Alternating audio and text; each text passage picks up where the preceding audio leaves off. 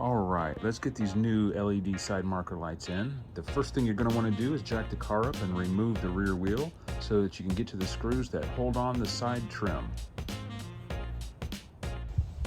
All right, so here's a quick side-by-side of what we're actually replacing today. These are the Axial LED side marker lights, smoked for 2005 to 2009 Mustangs. Here's a little side-by-side to see the difference and what we're going to be changing and the different look we're going to get.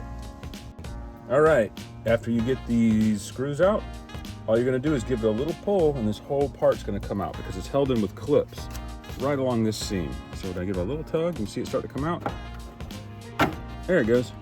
See right here, it's held in by the clips.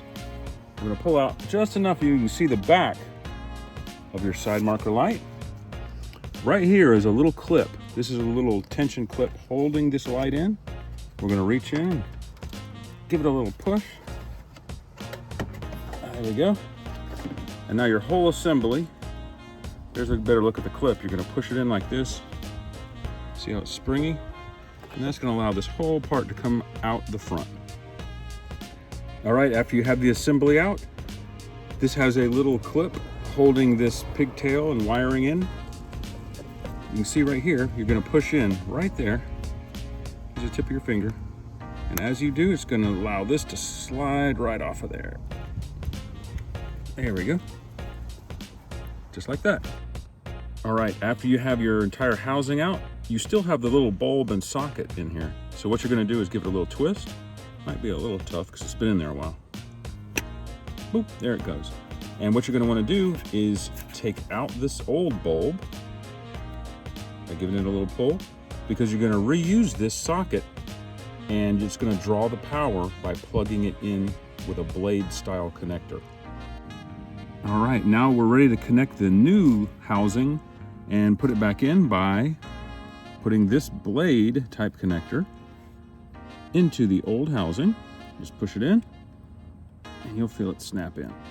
All right, now this wiring is replacing your old bulb, and so it has to go back in to the housing. So we're going to give it a little push, kind of wind it a little bit, get it in.